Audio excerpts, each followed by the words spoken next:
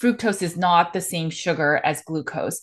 One thing is that fructose is mostly absorbed by the liver, and there is some mechanisms or some enzymes that will stop some of the absorption of glucose, whereas with fructose, I think it's with the GLUT2 receptor, but it will just absorb everything and there's no stop. There's no insulin that is balancing that absorption.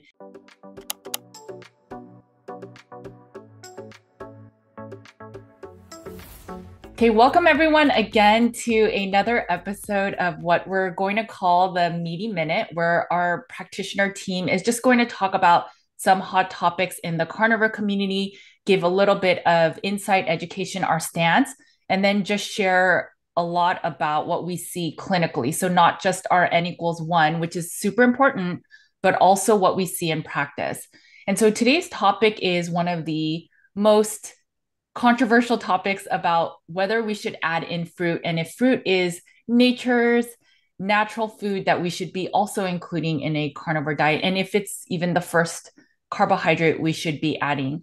We are not going to try to make this super chemistry bio heavy, but I cannot help but include some level of science. So I just am going to rattle off some things as to why I'm not the biggest fan of adding fruit first. We have done content in terms of repeat diets, pro-metabolic. So we'll link to a lot of that in the show notes. We've done even articles on fructose. So if you want to read further into the mechanistics, how the biochem works, please take a look at that. One of the first things I'll say is a lot of people will eat fruit. And then ladies, if you have a opinion, please stop me. But so a lot of things people will say is, well, I eat fruit and my A1C or glucose looks better. And so I think my body can tolerate fruit. The thing is that most fruit, or a lot of the fruit, is more heavily fructose and not necessarily glucose. And so you're only getting a subset of the sugar that's being absorbed by the body. Have you guys seen any of this yourselves? I'm not seeing anybody that's sciencey. Okay. So, okay. No one wants to check those things while they're eating fruit, so I never. Okay. Wait, let me try to continue. Okay. So the first thing is that even if you're eating fruit and you feel like your blood glucose that you checked or your fructose, or I'm sorry, your CGM shows that your glucose isn't really going up much, isn't a big deal. You have to know that fructose is not the same sugar as glucose. One thing is that fructose is mostly absorbed by the liver, and there is some mechanisms or some enzymes that will stop some of the absorption of glucose, whereas with fructose, I think it's with the GLUT2 receptor, but it will just absorb everything and there's no stop. There's no insulin that is balancing that absorption. And so everything that you eat from a fructose perspective, which most fruit is fructose, will then just get absorbed, and eventually it will become absorbed through the liver and then converted through, I think it's lipolysis, but it becomes fat in your liver. Then we see the non-alcoholic fatty liver disease, which then will in turn become higher triglycerides in your system. It takes time for that to happen. So maybe when you're first adding a bunch of fruit, you may not notice a increase in triglycerides enough, but over time it can happen. And the other thing is we don't really test for non-alcoholic fatty liver disease. We can see it in our liver enzymes such as ALT, AST, but it's not always the only way to know. The best way is doing like a liver biopsy, which we don't really recommend unless you're super sick, or doing like an ultrasound to see if your liver is truly that fatty. I think there are misconceptions as to, okay, if I just see my blood work, if I just see my CGM, or if I just see my blood glucose, then it's okay that I'm eating fruit. But we're looking at two different things when we're looking at glucose versus fructose. The other thing that we just need to consider is in the pre-1980s, there wasn't a whole lot of non-alcoholic fatty liver disease compared to now. And I know we can say, well, it's because we added more seed oil since then, or we added more high fructose corn syrup since then. But we're also making these fake fruits where it's like there's like cotton candy grapes now where the grapes are so big and they're extra sweet, and there's essentially more fructose because fructose is actually sweeter than glucose. And I think the percentage is 30% of the population now has some level of non-alcoholic fatty liver disease. And then of the obese and diabetic population, 70 to 90% have non-alcoholic fatty liver disease. Now, I know people are going to say, well, fruit is probably not the culprit of that. But if you're already part of that subset, and then you're trying to shift to carnivore in order to heal, it's probably not a good idea to be exacerbating that whole illness addition of fructose by adding more fruit or adding fruit in compensation of high fructose corn syrup or processed foods. I think the last thing is, again, we will increase our triglycerides.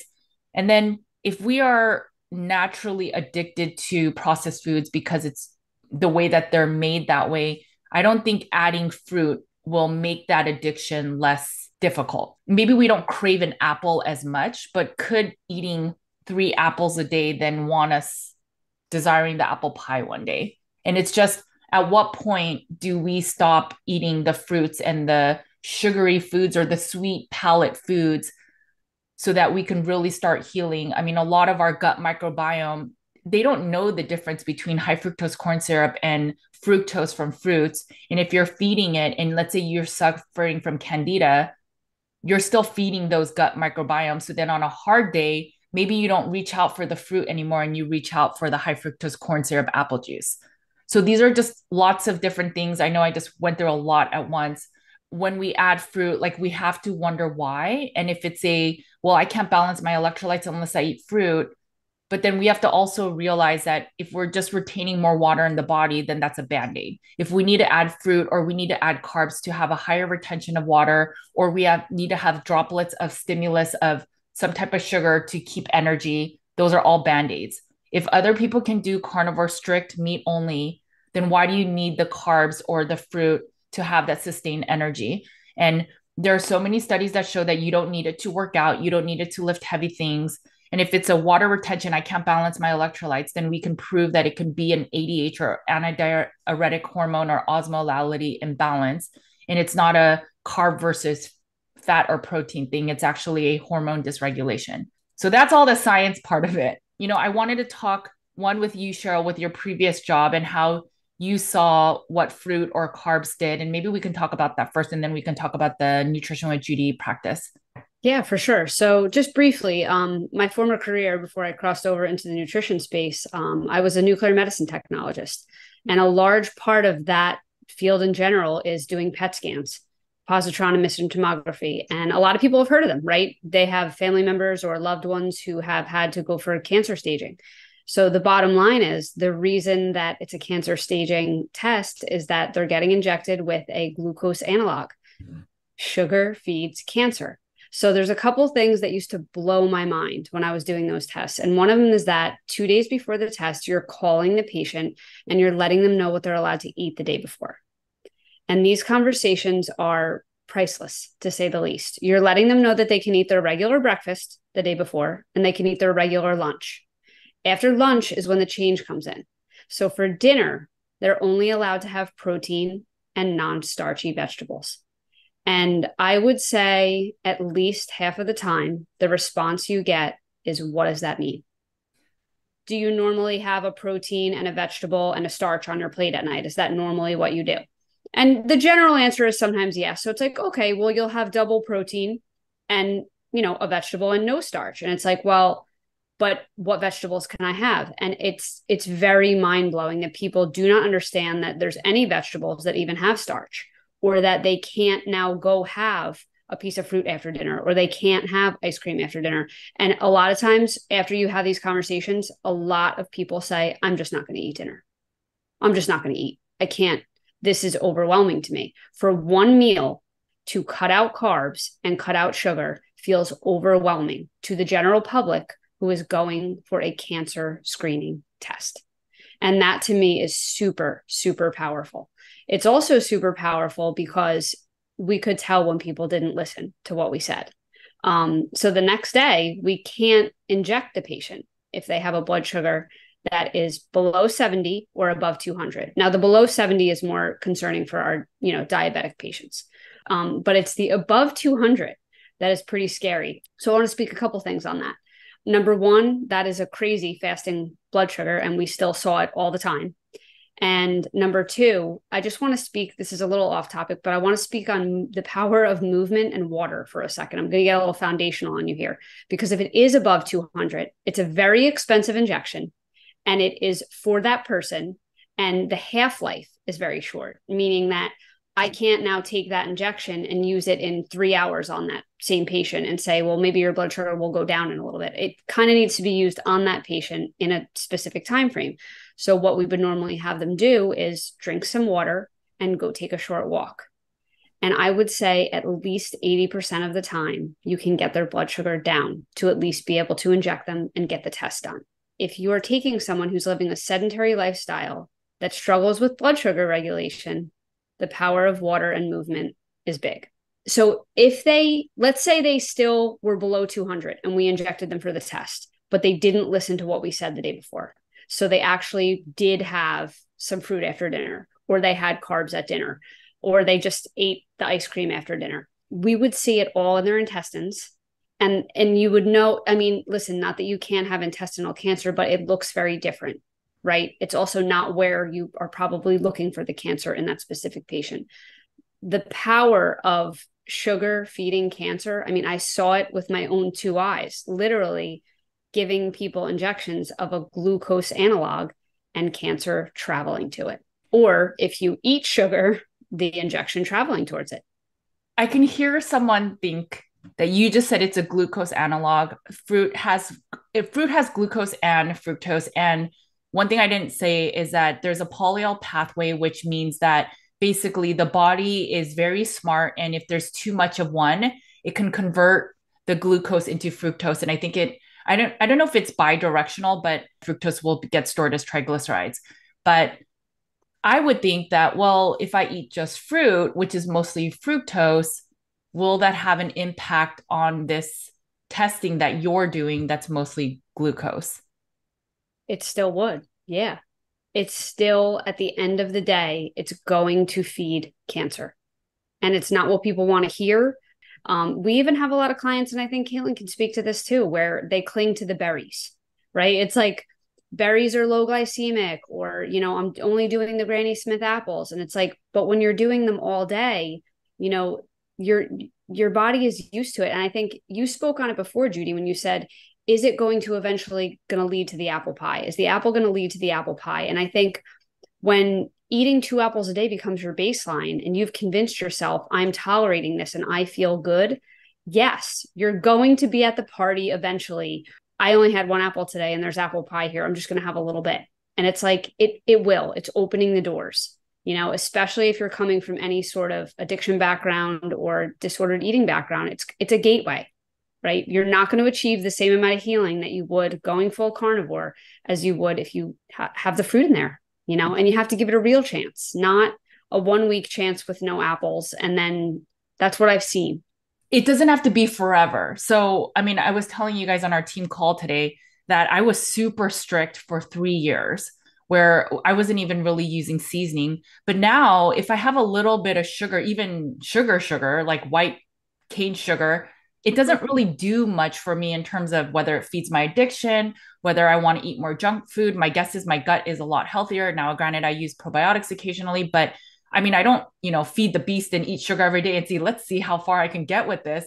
But if I have an occasional like bite of my kid's ice cream or something, it's not as bad as it used to be. Now, I don't generally like fruit anyway, so I don't really eat it. But I just think that when you're trying to heal, why would you remove all carbs, but let's just try to keep in the fruit because the fruit is natural, and let's just use all the justifications. And I know people like Dr. Mercola now is like pro this new fruit diet and stuff, but I just think if you need healing, or if you have, so I just said that fructose goes directly to the liver. There's no real stopgate to ever say, okay, no, this is too much fructose and now I'm going to protect the liver. No, it becomes a fatty liver.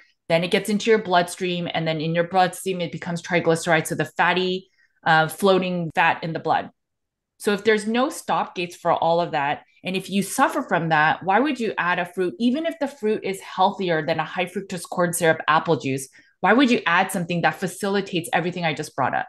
Like the logic there doesn't make sense, especially if you have anything related to your liver. If you're insulin resistant, these things don't need insulin to cause damage. It's insulin independent, whereas glucose has some receptors that insulin will protect. It doesn't make sense to me because the average person that's doing carnivore have metabolic syndrome, insulin resistance, and are trying to not be sicker than they already are. Now, if you're skinny, like maybe Dr. Mercola, I don't really know his health journey. I don't know his health journey at all, actually. So maybe he can do a fruit. I don't know. But I just wonder, like, why, if something is not broken, why would you fix it unless something is broken? And maybe that's why Mercola is shifting. I don't know. Like, I don't know if Cheryl, you have more insight, but that would be my logical hat I wear. If for 20 years he was pro keto and it's been working, why would you ever shift that unless something hasn't been working and you're not sharing it?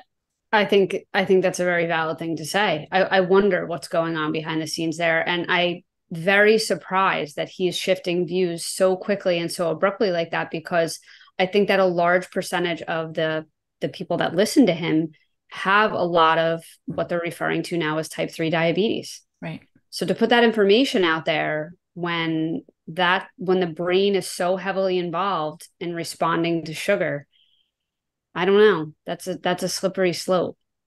Well, let's talk about it within our practice. So you both see the bulk of our initial clients, and then a lot of them are like, I tried the fruit, it didn't work. Some people, I've seen some initial consult questionnaires where they'll say, I started the fruit because there's certain influencers that say it works so well, and then it's nature's natural food.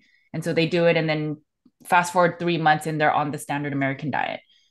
What have you both seen in terms of fruit, and is it helping? Is it hurting? What, maybe some case studies?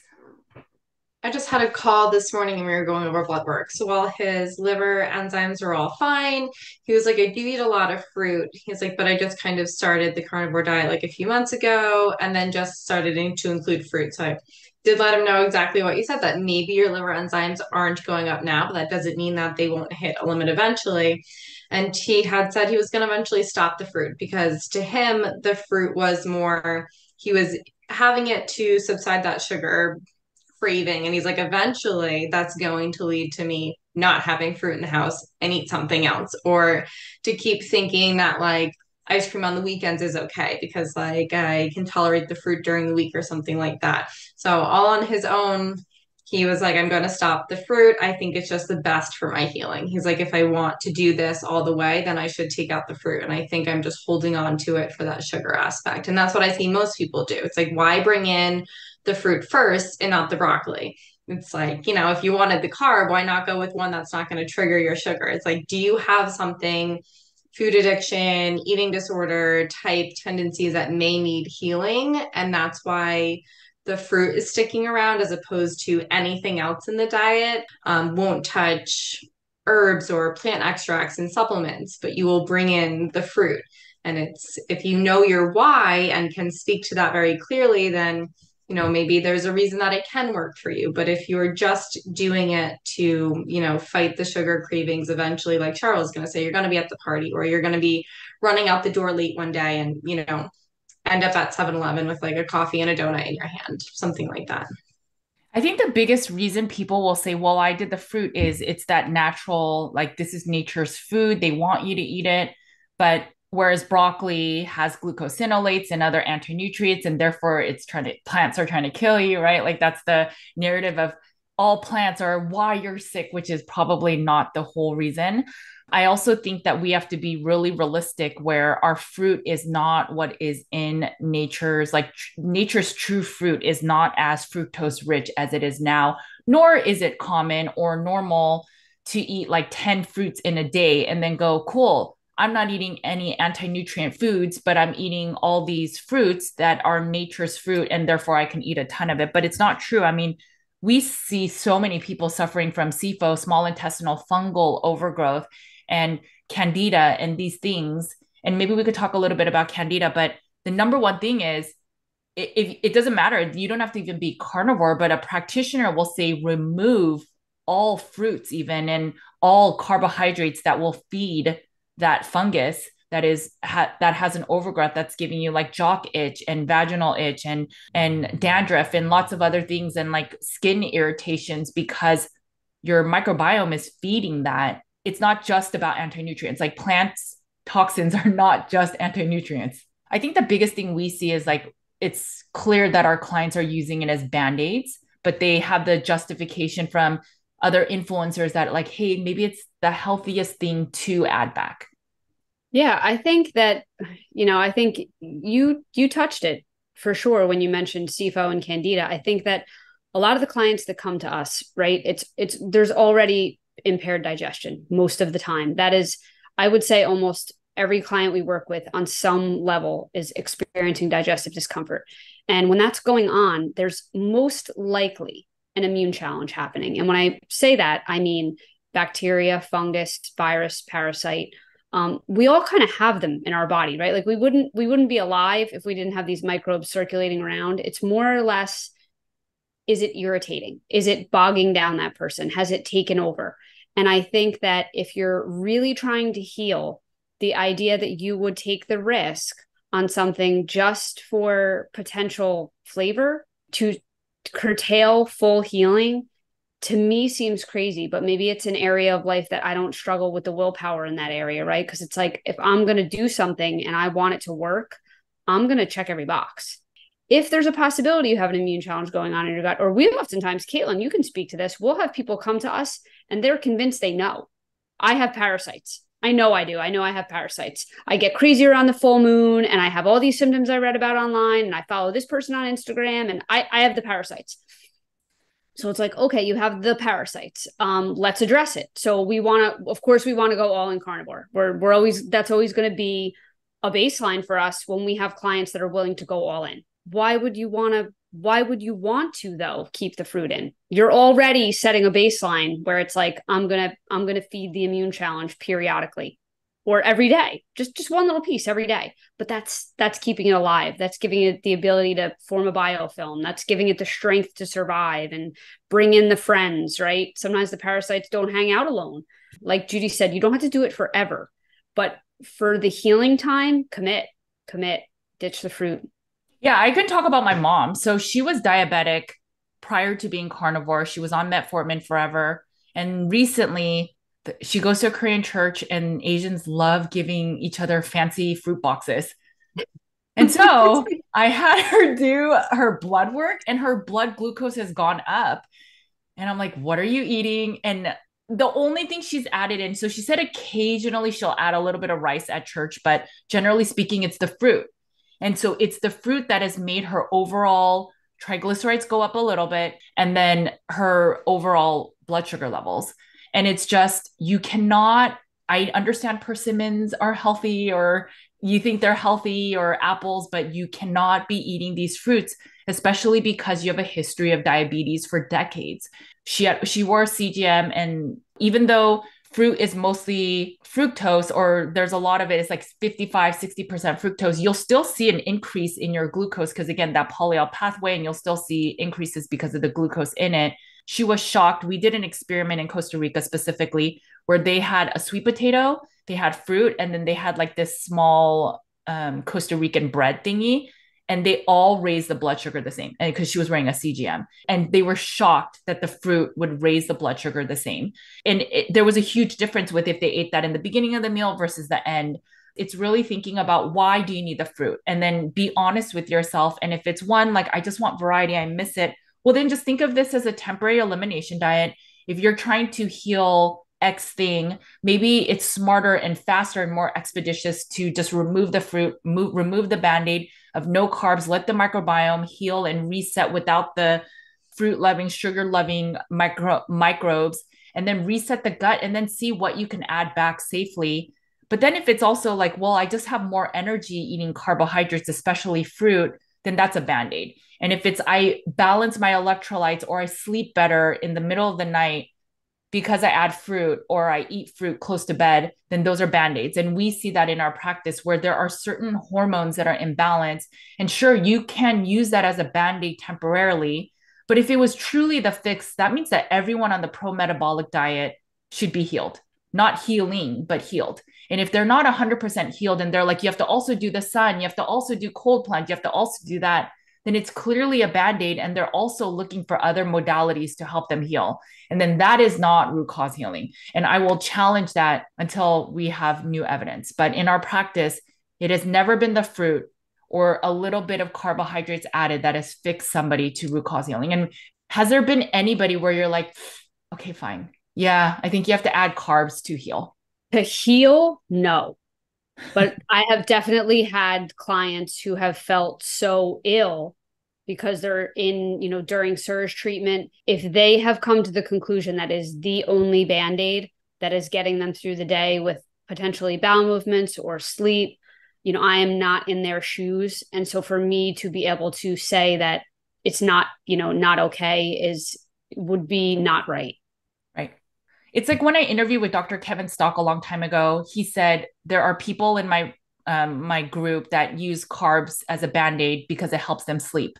And if they're getting improved sleep, then maybe the net benefit is positive. And I was like, I totally concede there. Right. So if it helps you sleep, but the long term is you have to figure out what's causing you not to sleep, because the amount of carbs will eventually not work. Or if you're highly stressed in a moment of your time, maybe it won't work enough to get you sleeping. So then are you going to add double the carbs? It's just use it as a Band-Aid. Totally. Find what works for you to get you that net benefit. But at a certain point, you have to find what is the root cause. And that is where we always strive for that, because in 10 years time, will that fruit still work to get you that extra 30 minutes of sleep? And if it doesn't, then that's not the answer. And eventually the real reason you're hurting will rear itself without you realizing what it is still. It's a Band-Aid for sure, with maybe sleep, or depending on what their diet was. If they were coming from a carb heavy diet into a carnivore diet, then we can do that slow transition. Like maybe we just focus on taking out the processed carbs,